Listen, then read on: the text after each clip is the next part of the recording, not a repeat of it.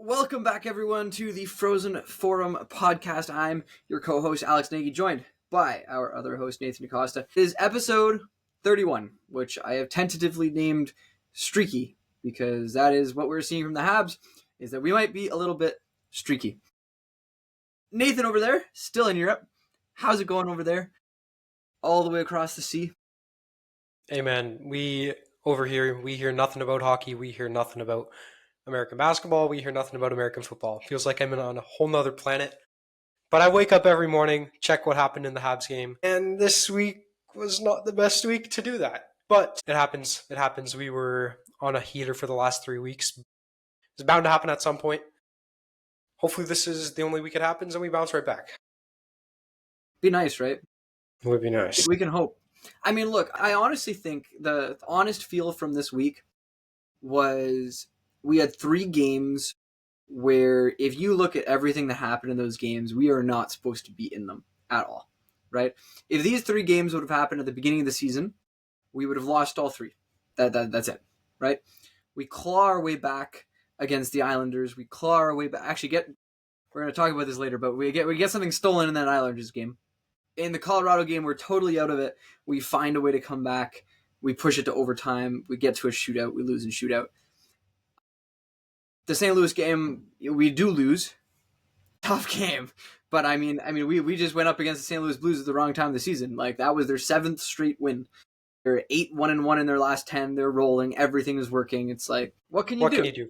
What can you do there? I mean, there were definitely some things that could have been improved, but yeah, it was a tough team to play against. Yeah.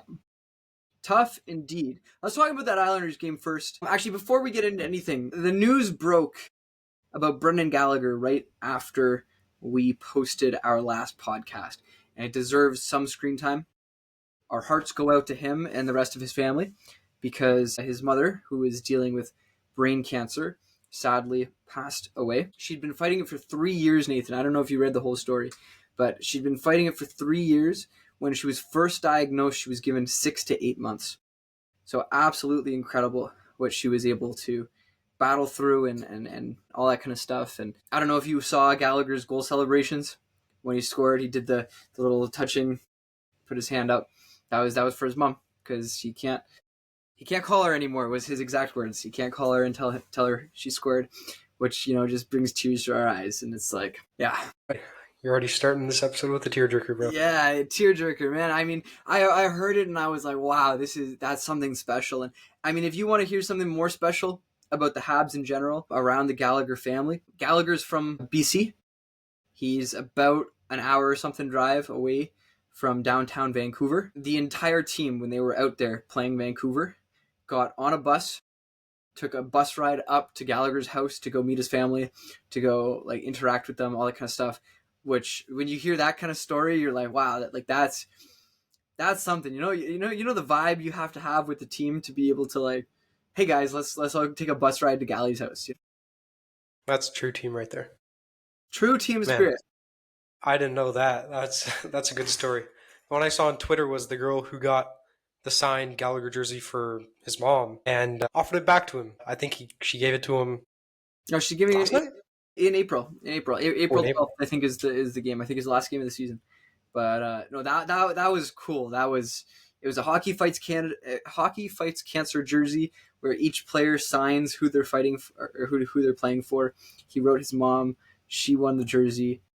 She offered to do a jersey swap. Gally responded. It's like, what a great. It gives you yeah, you know the feeling. Goosebumps. Yeah. Indeed. But that goes out to Gally. With that, let's go to our 3 stars, because my first star of the week is Brendan Gallagher. I just think this he was easily the first star so many times when he was younger, just because he was that driving force, that guy who just, keeps on giving and somehow still has stuff left in the tank. I mean, he got news that his mom died. He came out, he scored a goal. And in the next game, he scored another goal. It's like I don't know how you do that. I don't know how you get yourself up in the morning and go, this is what I'm going to do. My first star is Brendan Gallagher. What do you think about that? Yeah, I 100% agree. He's lots of resilience, lots of grit, just battling through everything. I mean, 2 goals this week, that's pretty solid. Absolutely no complaints. And yeah, I agree. What do you have for the other 2, though? I'm curious. Man, the other two are really hard. Okay, I'll tell you the three that I'm debating between. It's Suzuki, Slav, and Montembeau. Montembeau played well, in my opinion. I think most of the issues with the goals this week came from defense. Yeah. But I'm gonna give it to Slav because he had two this week, and I'll give it to Monty. I'll give it to Monty. Nick's been on the 3 stars for the past, I swear, like 7 weeks. So I'll Yeah, give it to someone else.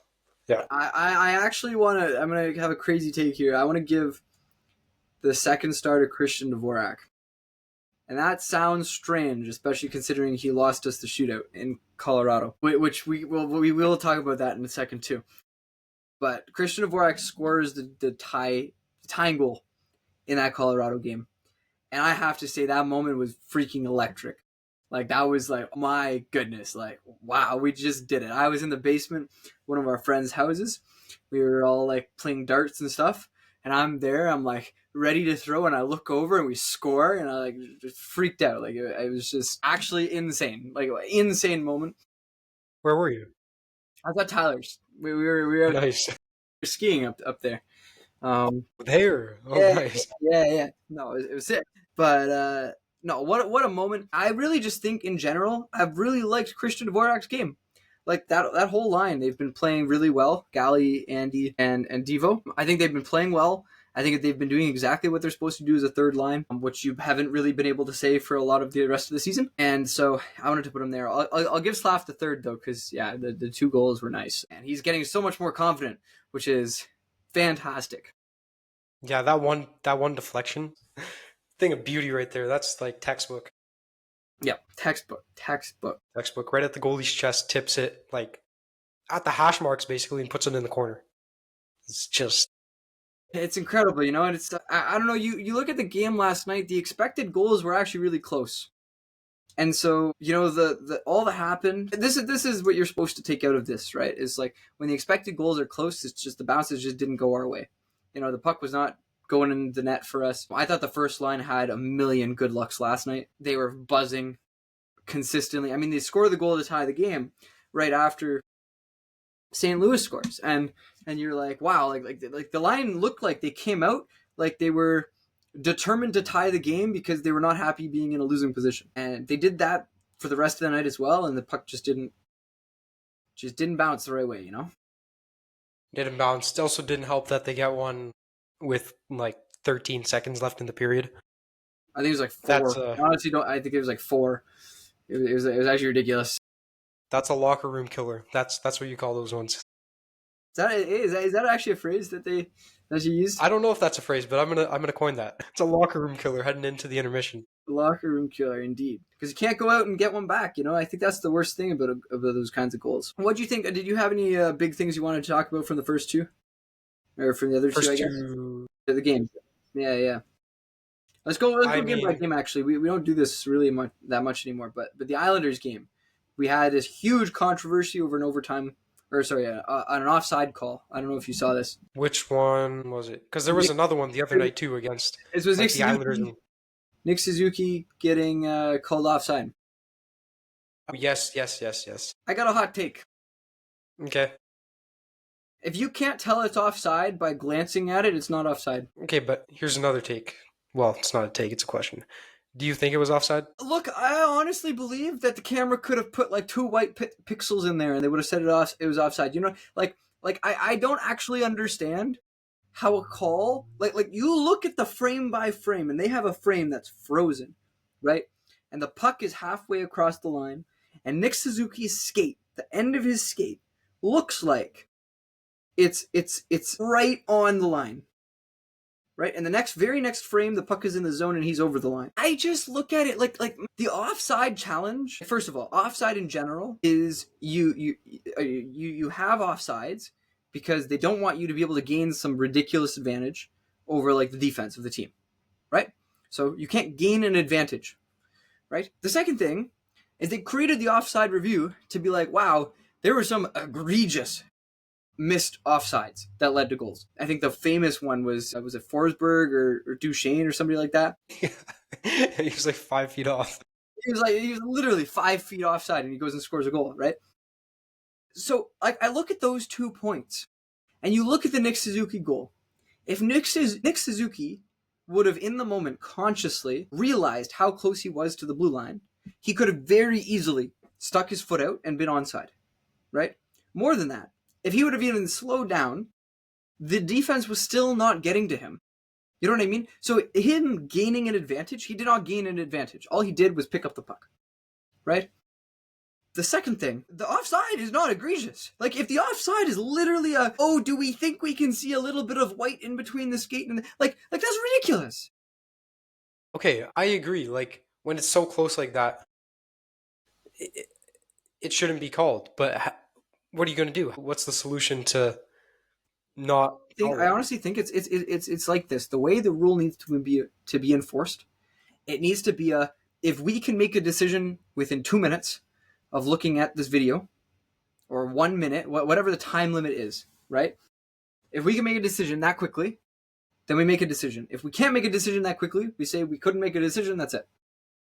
Right? I don't think they would ever do that. There's none of this 5 minute, it's actually ridiculous. 5 minutes it took to review that call. Yeah, but then if you put a time limit on it, then you're pressuring the refs, and that could put bias on the answer, which is why that's not a thing already. The thing, though, is the refs aren't actually the ones making that call, right? It goes up to the situation room.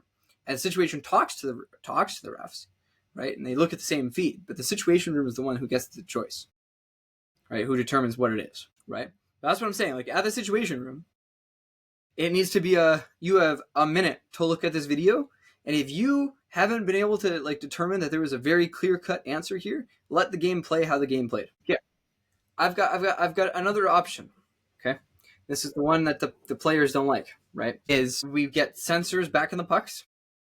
We put sensors on everybody's skates, one on the front, one on the back, and all offside calls are made automatically in the moment. Yeah, I see why people would hate that. They don't want too much tech in the game. They want that's part of what makes the game, like those. Yes, let the game freaking play. Like, no more. This 5 minute. If it takes you 5 minutes, it can't be that bad. You know what I mean? Like come on. Anyways, yeah, we get robbed by that one. We do get. Slavkovsky interferes with the goalie Sorokin. They challenge that, and that apparently that is not goaltender interference. Now, as a Habs fan, I was very happy, and I think I understand why. Okay, I think what happened. Yeah, you go. No, go. No, I mean, Sorokin was like a little bit out of his crease. Slavkovsky was in the screening area, and Sorokin got interfered with in that no man's land, and tough luck. Exactly. And as a Habs fan, I'll stick by that. If that happens to us, I will be saying, hey, he was in the blue paint, and if he's in the blue paint and he's interfering with the goalie, that is it. You know, there's nothing more than that. But good for us, I guess. That game goes to overtime. I think just overtime, right? We lost in overtime. Some stupid goal. Islanders game, yeah. Islanders game, we lost in overtime. Yeah, stupid goal, whatever. Yeah. Wasn't it like 20 seconds left as well? It's the one that Hudson got caught up too far up the ice. He was dancing around people. He got a shot on goal, and then the rest of the players on the ice were not good defensively. But not good defensively. I think that's like the motto of the week. Man, I'm not gonna lie. Here, before we rile you up too much, let's talk about the Avs game. Okay, so Avalanche. Tell me what's happening there, because you're watching this game as it's happening, right? I'm watching this game. I mean, I watched all 3 games live. The whole thing's all 3. The Colorado game we felt so out of it. Like the first period came, we're down, I think 2-1, I want to say. I'm telling the boys that we're with, I'm like, hey, don't worry. The Habs, we're a third period team nowadays. You know, we're a comeback center. You know, that's just what we do. They're like, oh yeah, whatever. Second period comes, the Avs score 2 more. I'm like, guys, don't worry. We're a third period team. I think we can come back.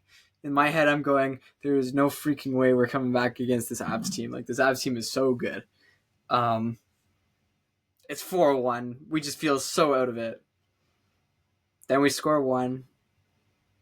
Then we score another one. Then Devo scores the tire, and there's like 6 minutes left, and it's like you're like, wow. In my head, if like they were gonna come back, it was gonna be like 2 goals while the net is empty, and like it barely like we have 6 minutes left in the period. We could win this game in regulation, let alone, going to overtime. We go into overtime. And in overtime, we're there and we're like playing well, whatever, winning some battles. All of a sudden, we get a penalty, 4-on-3. I don't think I've ever seen the Habs kill off a 4-on-3. I won't lie. I'm pretty sure every time it's happened this season, we get scored on, and that's it. That's the end of the game. So I'm like, oh, game's over. Kill off the penalty. I don't know how. I don't know what we did. Kill off the penalty. In the moment, when Christian Dvorak leapt over the boards to take a shootout attempt, I was very upset. I was like, what is this no-name third-line guy doing, coming out before Slavkovsky, before Lane Hudson, before like a bunch of other people who have really cool shootout moves, right? Turns out, I was wrong. It was the right call. Did you know, even after that shootout attempt, Christian Dvorak is tied for first in the NHL in shooting percentage in shootouts? How many goals does he have? Or how many? Well, he's had like 21 attempts, and he's shooting at 43%. Okay. No, I guess he's not a no-name anymore. What you got to say there? I read that, and I was like, shit, I was just roasting on this guy for the last, 2 hours. I was very mad at Marty St. Louis. I did hear a very cool thing, actually, though. From the Colorado perspective, Brock Nelson scores the winner in the shootout, and it was a nice move. The Avs head coach, Jared Bednar, apparently went to Jonathan Drouin and asked him to take the third shootout attempt, or whatever the one that Nelson scored on. And Drouin apparently said back to the coach, no, don't put me out. Put out Brock, because Brock's move will beat Montembeault, which is like a crazy thing to call. Like I guess on these hockey teams, like everybody knows each other's shootout moves and stuff, right? And so Drouin was like, Nelson's will beat Montembeault. And he was right, which sucks. Where'd you hear that? He was interviewed after the game. I'm going to write that down. I have to see that. That sounds like BS. Okay, continue. Yeah, but so that was the game. And it was one of those where like you just feel like if the game was in the Bell Center. Wait, actually, that game was at home. Never mind. That game was at home. If I was in the Bell Center, sorry, this was what I meant to say. I saw videos after the game on Twitter and on like Habs Fans TV. That place was booming. That thing had to have been at least a 4.5 on the Richter scale. Like everything was electric in there. I bet the ground was actually shaking. It would have been insane. Like the atmosphere, again, to all of the other fan bases out there that don't know what this means. The Habs have the best building in the world. I'm convinced. It definitely rivals like those soccer stadiums in England. Okay? It does. And you and I have not been in it when these kind of games happen. Okay? Do we have all of the chants and stuff that these stupid British people have? No, because we're not back from the 1600s. We grew up.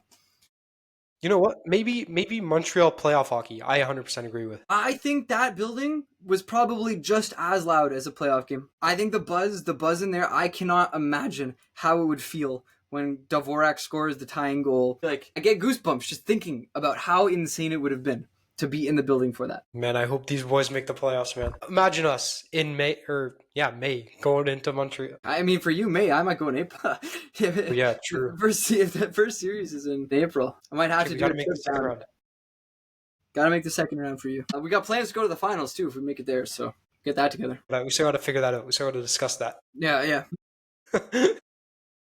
Yeah, but man, so that's the Avs game right there. Snake, a point out of that. Did not think we were going to get that. But honestly, I remember watching the two games and thinking, somehow I feel unfazed by this. I still have the utmost faith in the Habs. Yeah. Hope, faith in the Habs. And then last night happened, which didn't drop it off a cliff, but it fell a little bit. It was just a tough game to watch. I think we should get into it. I'm blaming it on Michael. Michael Yee? Yeah, shout out Michael Yee. He came over to my apartment to watch the game with me, and we have not lost that badly in a game, I think all season, basically. So it was very obviously Michael Yee's fault. He will not be invited anymore to come watch the games. Tell that guy to get a job. I mean, no, he already has a job. He already has a job. No, I mean, look, we're being real here.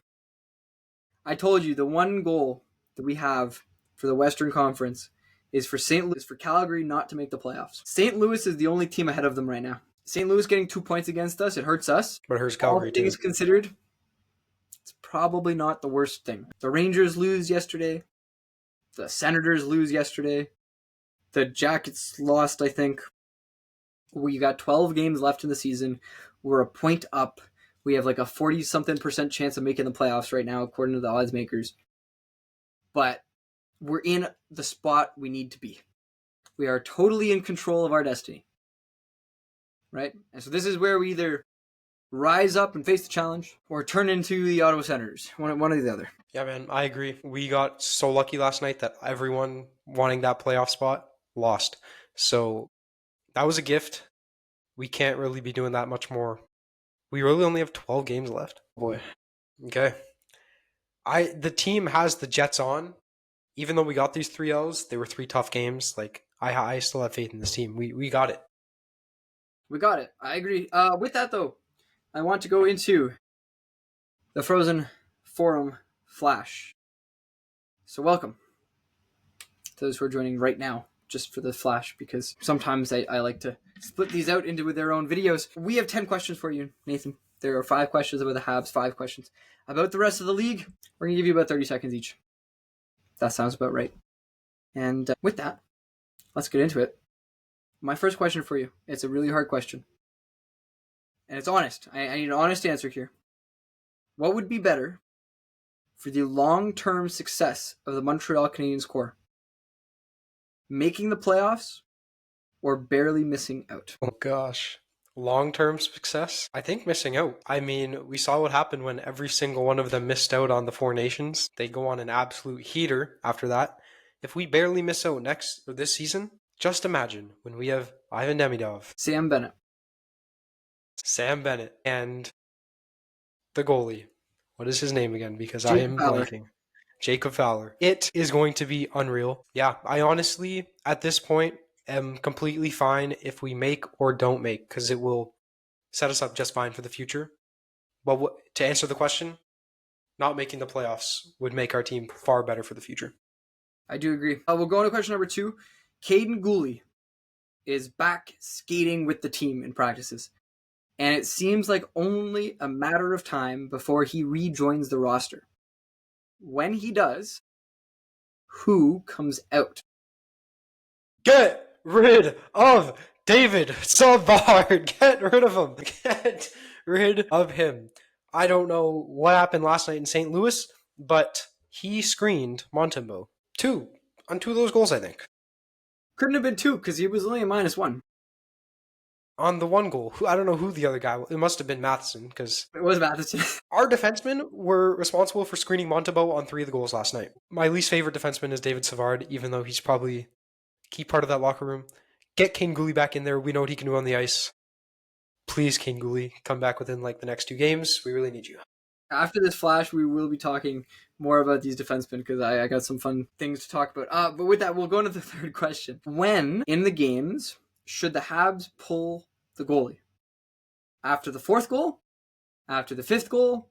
Or just whenever Marty St. Louis feels like it? I know this is supposed to be a bit of a joke question, but I'm going to say after the 4th goal. Because it's not even the message to the goaltender, it's a message to our defensemen too. Like, if you're letting us get 4 goals against us, it's A, probably something the goaltender's doing, but B, most likely, especially what we've been seeing this past week, our defenders have not really been defending, and that includes Lane Hudson. It's just been a weak for defending. Lane Hudson's been great. Don't you say anything bad about Laner. No, Lane Hudson has been doing phenomenal on the offense. And sometimes on the defense. On the defense too, man. He's been... I've been loving him. He was +1 last night. How are you +1 when the other team scores 6 goals? It's actually crazy. Anyways, we'll go into the next question with that, though. Question number 4. Talking about Lane Hudson, surprisingly enough. Jacob Chychrun just got paid by the Washington Capitals, signing an 8-year extension at $9 million per season.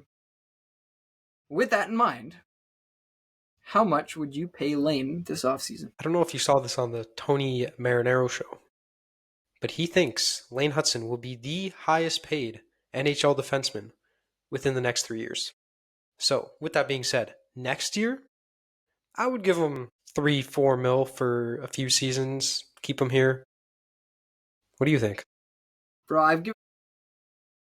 Huh? No, this guy's still a rookie. This guy is still a rookie. I'm not giving him 11 mil. I would give him... Give me 8 years at 11 mil. That contract is going to be beautiful. That contract is going to age so well. Yeah, my 3 to 4 might have been ludicrous, but I still think 11's too far out there too. More realistic answer. Man. Huh? He's fourth in defenseman scoring. Okay, well, I didn't get enough time to think about that one. I'm going to say give him 8 for 4 years, and then we renew him to a massive one. See, this is where I look at it, and I'm like, I think it's way more important to have the long-term nature of this extension. Like, I think it's like one of those where we need to lock him down. We'll talk about it more later, though.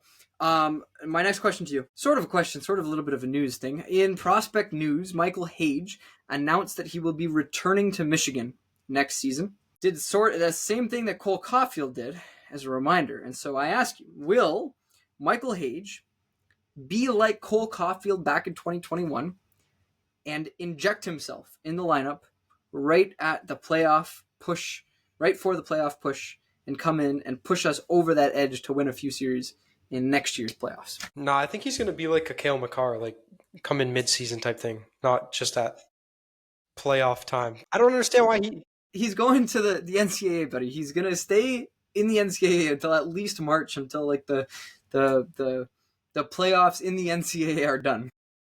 No. This guy's going to see how disgusting these Habs are next season when we're fighting for that President's Trophy. And he's going to be like, oh, yeah, I'm going over there. That's what's going to happen. This guy's coming in mid-season. I'm telling you. Fighting for the President's Trophy. God, I hope so. I really hope so. I really do. We'll go into our other 5 questions, Nathan, about the rest of the league. The first one is on the LA Kings. This is an absurd stat.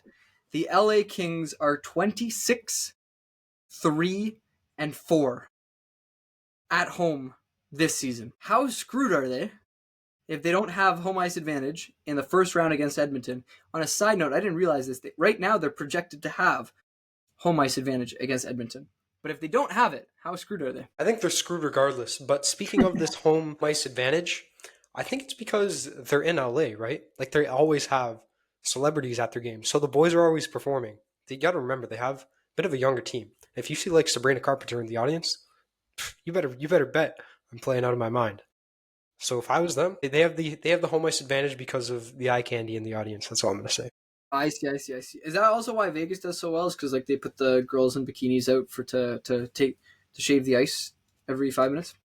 Yeah, shave the ice, and I'm pretty sure their locker room must be beside the Golden Knights. So here's a little bit of extra motivation there. Question number 7 for you. We played the Blues. We saw this firsthand. They have woken up as a team.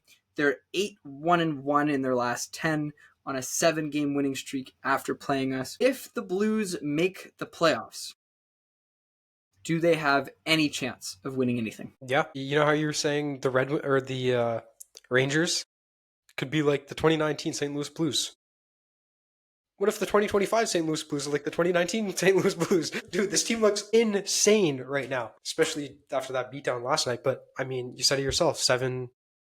I don't remember the other 2 numbers, but they have 7 wins in the last 10 games. Like, they're just heating up.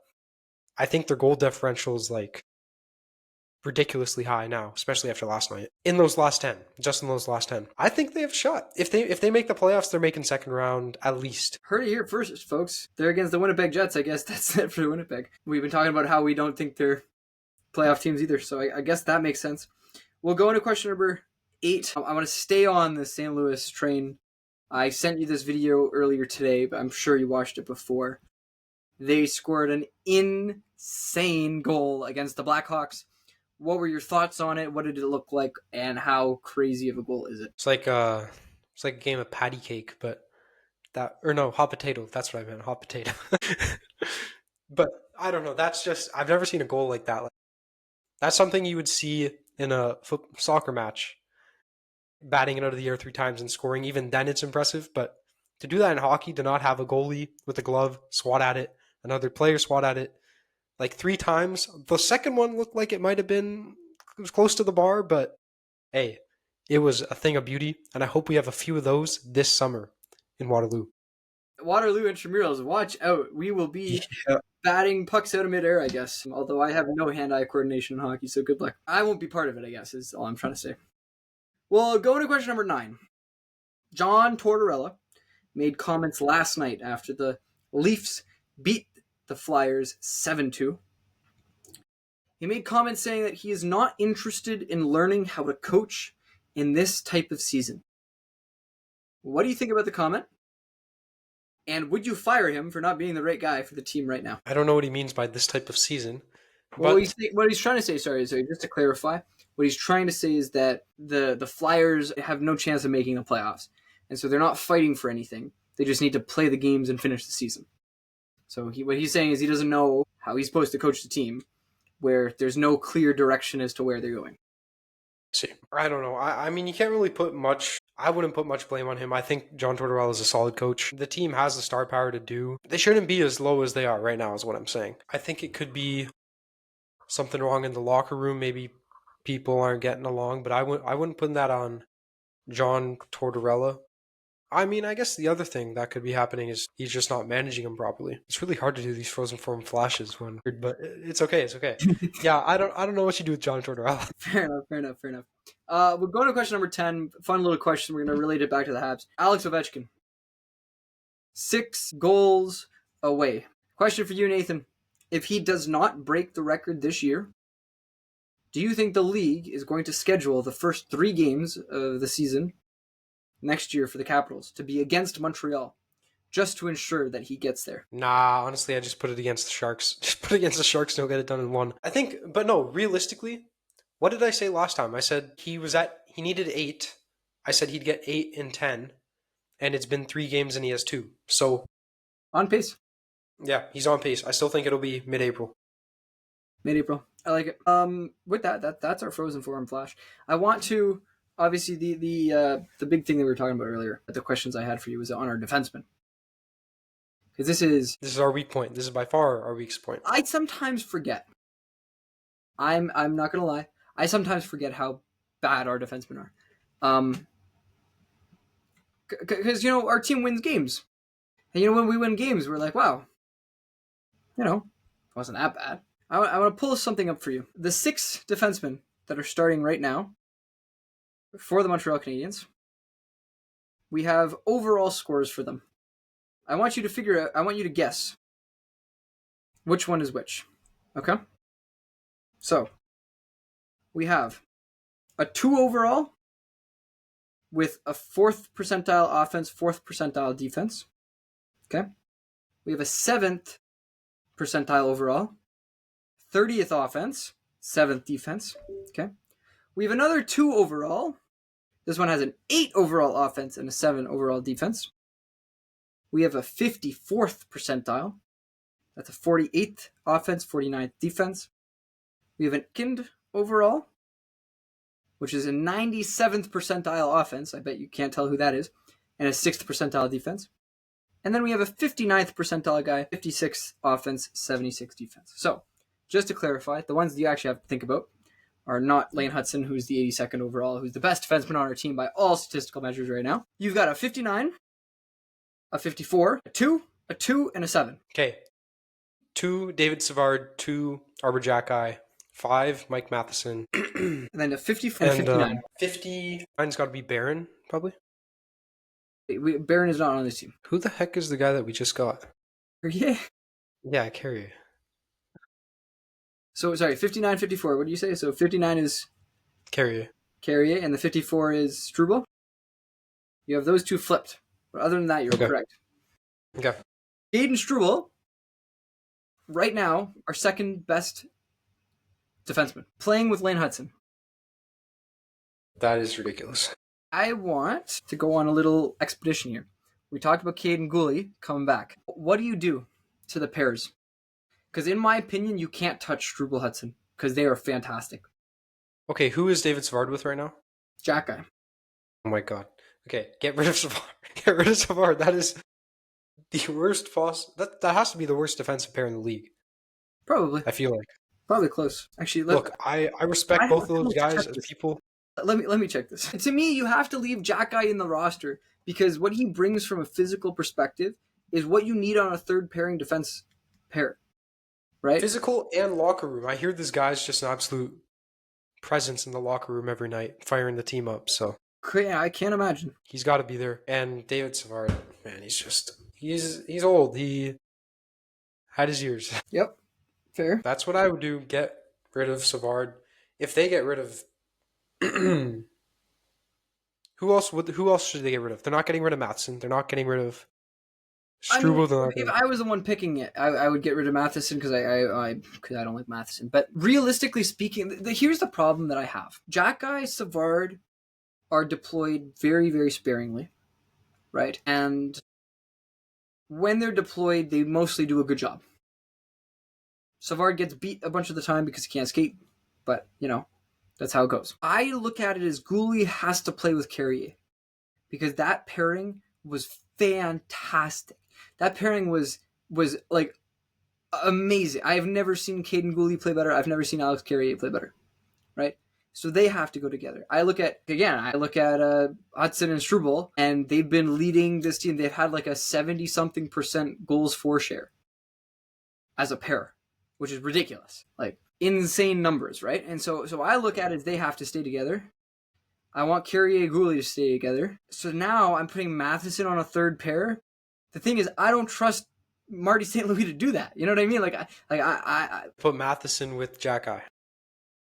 Well, the thing is too, I don't know. Like Matheson Jack Eye just sounds like a bomb, like that, that you like are hoping doesn't explode. It's like you're literally putting a live grenade out on the ice, and you're just waiting for something bad to happen. What about Gouli Matheson? Oh, no, please don't hurt me. Please don't hurt me. Alex, look. The thing I just showed you with the stats, right? Alex Carrier is our third best defenseman right now. Caden Gouli has better numbers than both him and Struble, right? So our top four defensemen statistically are Hudson, Gouli, Carrier, Struble, right? And I just look at it as like we played the whole 2021 playoffs with two pairs of defensemen. I don't know if you remember that. That was an insane playoff. It was like Joel Edmondson and Jeff Petrie and David Savard and Shea Weber or something like that. I think it was the four. Yeah, and this guy Petrie came to one game with his eyes bloodshot. Do you remember that? I remember that. That was crazy. Villain. Crazy. Sorry, what were you saying? Just that I look at it as like you've got the top four. If I was the coach of the Montreal Canadiens, I would say, hey, look, Mike, I'm really sorry. Everybody else is playing way better than you and is better than you and has way better numbers than you and does not screen the goalie 9 times out of 10 and is not -4 in a game against the St. Louis Blues. So we're going to put you on the third pair. You're going to play 12 minutes a night. You can still play the second power play unit because that unit doesn't matter. You're going to play with Arbor Jack Guy, and we're only deploying you, not in the defensive zone. And that's how I would play it. I'd say any defensive zone that draw that like everybody's rested for, Carrier and Gouli is obviously the better option from a defense point. But I would put Hudson and Struble out there before I put Matheson and Jack Guy. I also don't think you could put Matheson and Savard together, which is probably what's going to happen. No, God no. God no. That's like the worst possible pairing. Do you know Mike Matheson and David Savard together have a 27% expected goal share? Sorry, on that note, we were talking about the whole goals for whatever. Jaden Struble, Lane Hudson together, 62% expected goal share. Pretty solid, but yeah, I just don't want to hear Savard's name anymore if Gouli's coming back, so that's what I would personally do. Why, you think Jack Eye's going to be the one to go? Most likely? I just look at St. Louis and, like this guy makes bad coaching decisions all the time, right? Both in the Colorado game and in last night's game against St. Louis, he doesn't pull Montembeault after the fourth goal. And I agree with you, right? It's like after the fourth goal, I think you just need to pull the goalie, not even to tell the goalie it's his fault, it's just to tell the team, hey, you need to wake up, like get up. He doesn't do that. He's in love with the veteran presence BS, Honestly, here's a real question for you, Nathan. Are you happy that we didn't make the extraordinarily easy decision last summer to trade Mike Matheson and instead kept him around to be able to screen the goalie and to screen our goalie and shoot at other people's shin pads 90% of the time on the ice.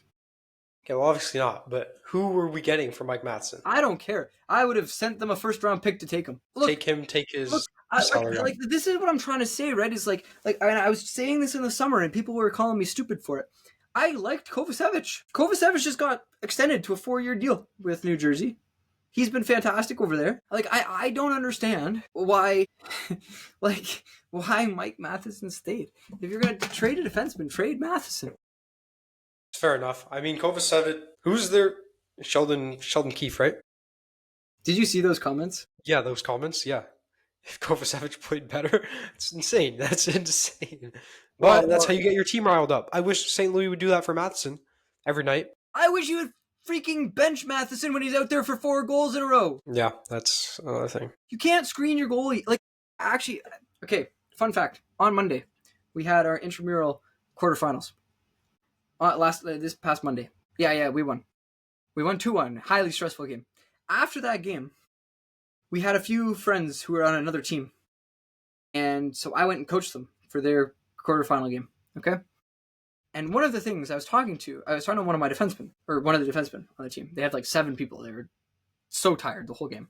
I was literally just there for moral support to tell them that they were doing okay. But there's one defenseman who kept tying up the guy in front. But instead of he would watch the puck, right? And instead of, trying to get the guy out of the way, he would just tie him up and stay there. He would screen our goalie. And there was 2 shots that went off the post because the goalie couldn't see anything. The goalie didn't even react and the puck was going past him. And I was like the thing I said to him in intramural hockey, right? Is, hey, when you're in front of the net and you're tying up a guy, it's not just about tying up the guy. It's about getting them out of the way of the goalie. Right? Push. I don't care. Right? Cross-check him, whatever. Get him out of the front of the net. Matheson does that in the NHL. Yeah. I know. Matheson is actually just playing like he has bricks on his feet or something because he, after 10 minutes of the game, he just stops moving his feet completely. And if he gets beat by a stride, just consider it a breakaway. That's what it's going to be consistently. Yeah, I don't know, man. Other than that, I have no other comments on our defense. I cannot believe how much of a buffoon some of them are, honestly. Yeah, we do have Gouli. Hopefully he's back within 2 games. And I'm calling it right now. Savard's gone. Savard is gone. Okay, here's the other combination that could work. I'm just looking at these stats right now.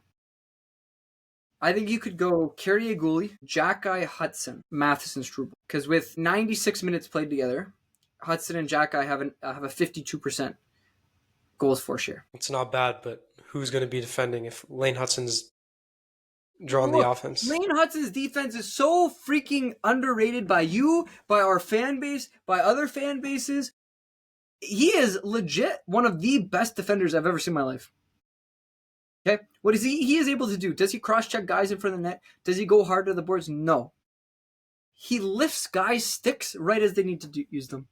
He gets right in their way right as he's trying to do something. He disrupts plays. He clears the zone. He is easily the best guy on our team at clearing the zone and getting the puck out of our zone. If the puck is on Lane Hudson's stick, it's getting out of the zone. That's it. Period. End of story. Yeah, I agree with that part. But the problem is when we're in the offensive zone and he pushes in to the goal line, when he gets a goal, beautiful. But you also have to have some level of awareness. Who's on the ice with you? If you have a bunch of guys with bricks on their feet, you can't be doing that. Yeah, but this is the thing, right? It's I like him going up and getting into plays, and if the rest of our team doesn't do what they're supposed to do, that's not on him. You can't tell me that, he needs to be such a good player that, he needs to play like my friends do in intramural hockey, right? Where they go, oh no, Alex is on the ice. I better make sure I stay a little bit farther back than I normally do. That makes sense in intramurals. This is the NHL. Yeah, it's the NHL, but he also still should be aware if he's with a bumbleclot like David Savard or Matheson who just can't skate. He needs to be aware. Or any forwards who can't skate either.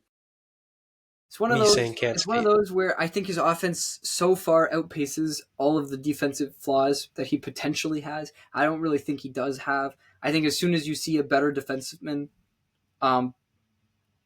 on the rest of the team and our forward core upgraded a little bit, I think you're going to be like, oh my gosh, Lane Hudson is like the best guy ever defensively. It's just that, you're right. So sometimes the other players on the ice make stupid decisions and do the things they're not supposed to do and do things that they're not coached to do, right? And that's what leads to goals. That's not on Lane. Lane's doing the right things. All right. Give me my $400 or whatever I'm owed when I win this Calder bet. That's all I'm saying. Who owes you, Nick? I think so. I got plus 700 on Lane to win. Lane. Yeah. Pretty solid. Not shabby.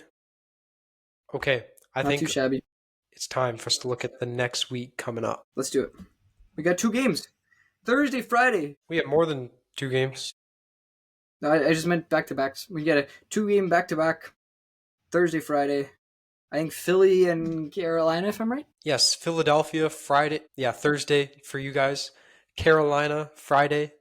Florida, Sunday. Yep, still Sunday. And then Florida again on Tuesday. So we got 4 games this week. Boy. Hey, one thing I got to tell you, though. I will be in Istanbul, so we either got to do a solo app. Hopefully, you survive, first of all, because we were talking about that yesterday. Shout out to everybody protesting in Istanbul. Nathan will be there. Please take care of him. And Nicholas. Yeah, well, Nicholas is not on the podcast. We don't have to. Yeah. Okay. Yeah, we'll make it back alive. All seriousness, though, take care of Nick too. Yeah, we'll figure out something next week. Yep. Okay. Sounds bueno. Man, this is we got to get that Philadelphia win. We have to get that Philadelphia win. I won't lie, the way the Habs have been playing, this is how the week's going to go. Lose in overtime to Philadelphia. Beat Carolina 6-1. Beat Florida. That's going to be 7 points, and that's how we're going to do it. If we're going to get 7 points this week, that's how it's going to be. I hope you're right. 7 points would be absolutely incredible. I will come back the following week with a gift for you if that happens. I like your gifts. Always do. Before we end the podcast here, I want one more thing, one more question for you. We have 12 games left. We have 75 points in the standings. What do you think our record needs to be in the last 12 games of the season to make the playoffs? Okay, well, the thing about that, so we play the Red Wings once, we play Ottawa once, so we have to win those. I think we have to win 7 of those games. 7 of those games, overtime, regulation, just 7. But if they're all overtime, then we need like 8.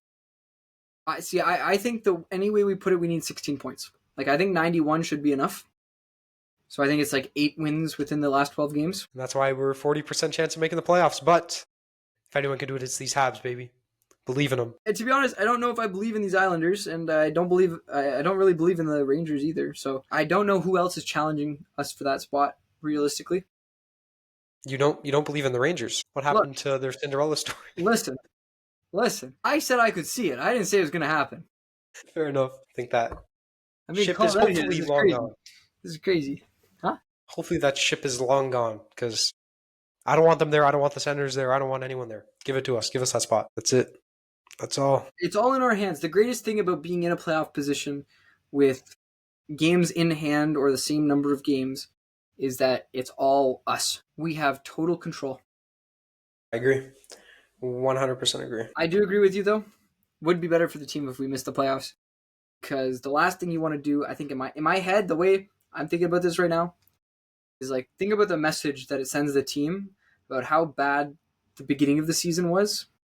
And if they still make the playoffs, then it doesn't really reinforce how bad it was. Whereas if we miss, then you just go back to that beginning of the season when we were like a 400 record. And you go, that's why we missed it. It's not because of the play down the stretch. It's because of that. And then they come back next season and they come flying out of the gate. Right? Like, that's how I see that happening. If they make the playoffs, I think it's still possible that they come flying out of the gate just because they're the Habs, you know? And they'll have Ivan Demidov and Sam Bennett and Evan Bouchard and whoever else I want to put on this team.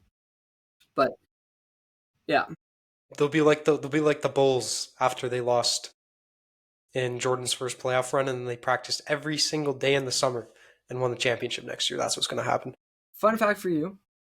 Did you know that Lane Hudson has not missed a single skate opportunity this entire Good. That's exactly what we want to hear. You know how they have optional skates or whatever else? He has not missed one. He's been on every single minute he could possibly be on the ice. He's been on the ice.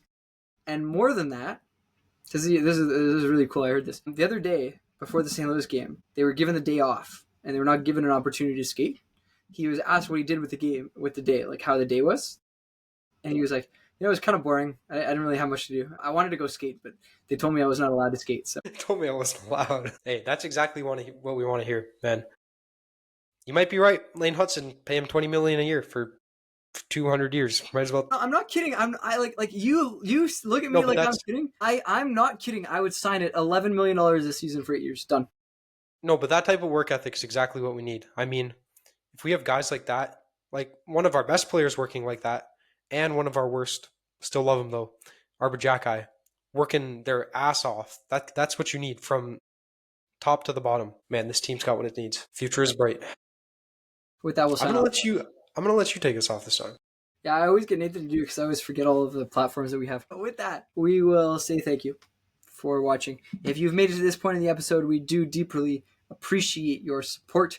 We have increased our subscriber count on YouTube by 3 in this past week, which was very exciting. If I was in my finance job, I would be telling you that's a 200% increase from every other week that we've had so far. We have our podcast not only on YouTube, but on Spotify, Amazon Podcasts, Apple Podcasts, iHeartRadio, and anywhere else you get your podcasts. We would love your support on all of those platforms, whether it be 5 stars on Apple or Spotify, whether it be a subscribe here on YouTube, like, comments. We respond to comments every once in a while, which some of them are very funny. And yes, we do know how ridiculous we sound most of the time. But with that, you can also follow us to see our shorts on YouTube, Facebook, Instagram, TikTok, Twitter, or X, or whatever you want to call it. We post our long form videos on X as well. And we appreciate your support on all of those platforms as well. So with that, we'll say thank you. Enjoy the next 4 games. I will be back next week. Nathan will not be back next week. And we'll sign off. I won't sign off the whole thing because Nathan has to say bye. Okay. Au revoir et bonne soirée.